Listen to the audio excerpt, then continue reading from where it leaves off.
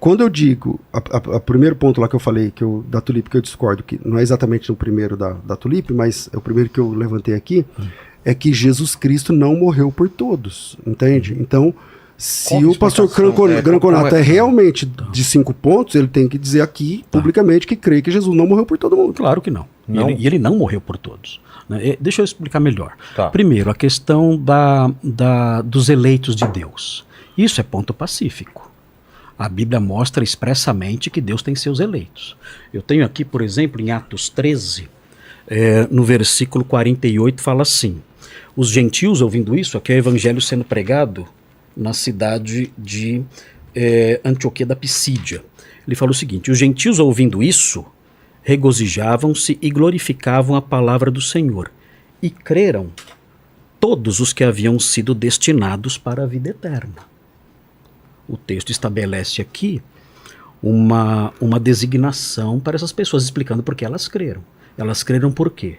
Porque foram destinadas para a vida eterna.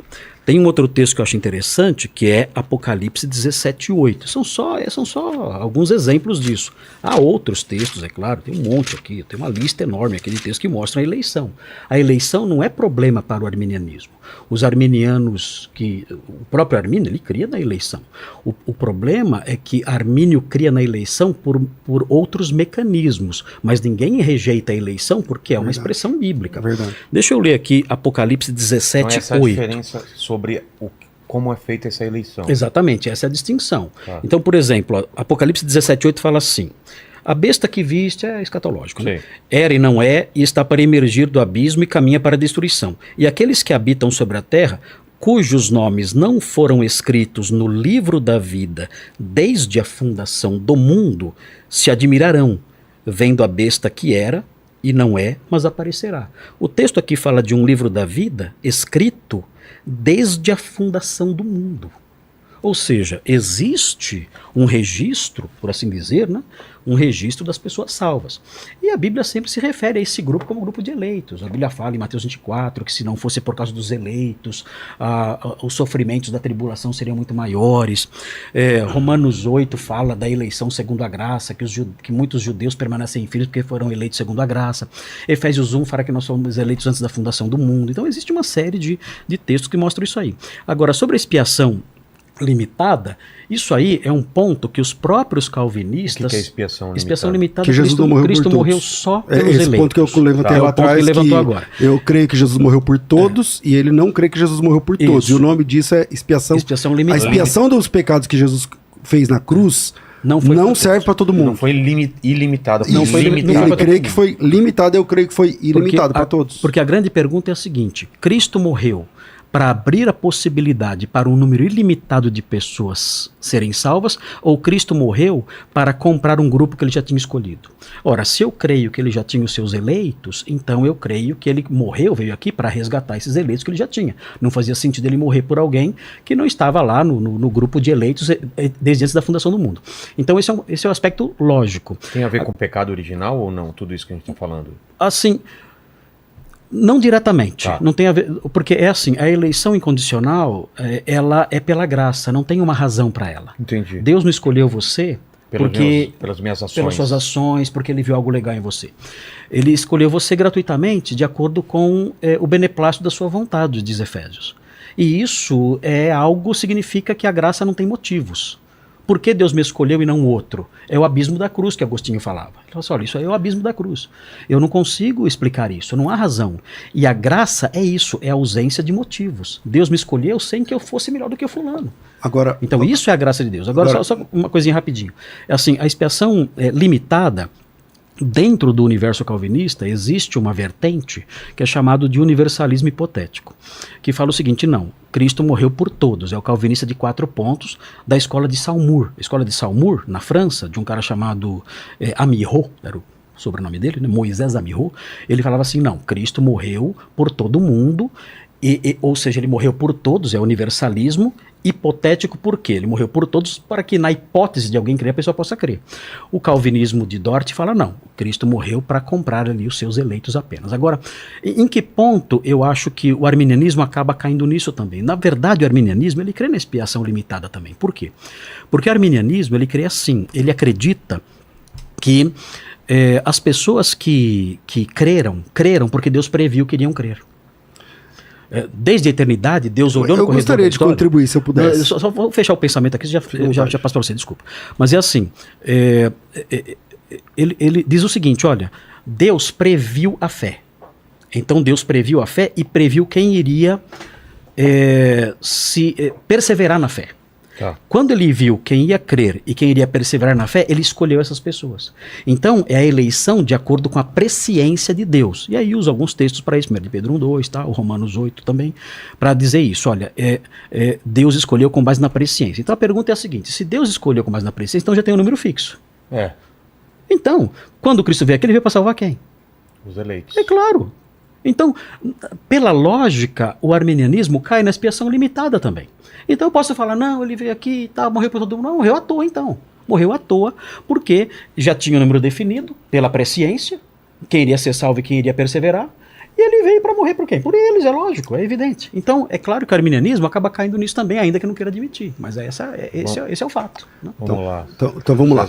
É bom esclarecer, enfatizar que o princípio bíblico é que Jesus Cristo morreu por todos. Por todas as pessoas. A Bíblia diz isso, Vilela, vez após vez. A ideia de que Jesus morreu por alguns não é bíblica, é teológica. Então, o calvinismo defende uma teologia, mas não o que a Bíblia diz a respeito. Então, por exemplo, separei aqui o texto de Romanos capítulo 11, diz assim, 11:32. Porque Deus a todos encerrou na desobediência. Foi a sua pergunta. Por causa do pecado de Adão? Por causa do pecado de Adão. Exatamente por causa do pecado de Adão, todos caíram com Adão. Porque todos nós estávamos em Adão. Quando Adão caiu, a humanidade estava em Adão. Porque você é filho do teu pai, que é filho do pai dele, que é filho do pai dele, termina em Adão. Quando você tem uma forma de bolo, uma assadeira de bolo, e ela cai e a massa quina, você não precisa jogar ela fora, mas todo bolo que sai daquela forma sai amassada. Certo? Adão é a forma. Ele caiu. Todos os homens nasceram pecadores. E é isso que esse texto está dizendo em Romanos 11:32. Porque Deus a todos encerrou na desobediência, a fim de usar misericórdia para com todos. Então a oferta de Jesus, vai e prega o evangelho a toda criatura, ela é sincera. Porque senão, se apenas, olha, prega para toda criatura, mas nem todo mundo, mesmo que o cara aceitar, mesmo que o cara e tal, nem todo mundo. Não é sincero. O texto de Romanos, capítulo 11, versículo 32, eu queria a consideração do professor. A palavra todos aparece 2 vezes, como ele sabe. Deus encerrou a todos na desobediência. Que todos é esse? Todos os seres humanos. A fim de usar misericórdia para com todos. Mas aí o todos, na explicação dele, para defender essa teologia, ele vai tentar dar um jeito para falar que esse todos não é todos. Entende? Então, eu entendo que Jesus Cristo morreu na cruz por todos os homens. Eu queria a consideração dele nesse texto. Tá, sem problemas. Esse texto, o apóstolo Paulo usa a palavra todos no sentido de judeus e gentios. Está dizendo o seguinte, olha, Cristo encerrou todos na desobediência, judeus e gentios, a fim de usar de misericórdia para com todos. Gentios são todos os que não são... Gentios são todos que não são judeus. Tá. Porque o grande tema de Romanos 11 é a questão de Israel, e o pecado de Israel, a rejeição de Israel. Isso é verdade. Então ele fala o seguinte, olha, Deus encerrou todos no pecado, judeus e gentios, todos, não somente Israel, não somente os gregos, não somente, sei lá, as pessoas de outras etnias, mas todos, sem exceção. Não há uma etnia, não há uma raça que não esteja debaixo do pecado. Deus encerrou todos debaixo do pecado. Todos os homens, no caso. Todos os seres humanos. Porque se tem judeu e gentil, não tem outro povo fora judeu e gentil. Judeu e gentil é todos. Isso, todos, judeus e gentios, isso. Ele encerrou todos lá. Tá. A fim de usar de misericórdia para com todos também, judeus e gentios. E é comum o apóstolo Paulo usar a palavra todos num sentido assim. no sentido mais limitado. Porque se você olhar, por exemplo, 1 Coríntios 15, 22, quer ver? Que interessante isso. 1 Coríntios 15, 22. Olha o que ele fala nesse texto aqui de 1 Coríntios 15, 22. Ele fala o seguinte aqui. Deixa eu ler aqui para vocês. Porque assim como em Adão todos morrem, ok? Certo. E tá certo. Todos morrem em Adão. A partir de Adão, todos Sim, todos morrem pelo pecado. Exatamente. Agora veja a sequência. Assim também todos serão vivificados em Cristo. Cada ser humano será vivificado em Cristo? Cada ser humano receberá a vida que Cristo dá? Então nós percebemos que o apóstolo Paulo muitas vezes ele faz uma alternância. Isso você vê em Romanos 5, por exemplo, Vilela.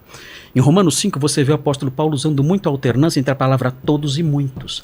Parece que para o apóstolo Paulo, especialmente em Romanos 5, quem está em casa pode ler depois Romanos 5, vai ver que existe uma alternância desses dois termos, todos e muitos. Parece que para ele são termos intercambiáveis, e ele usa isso até por uma questão estilística. E aqui é um exemplo disso. A palavra todos nem sempre significa cada ser humano que há na Terra.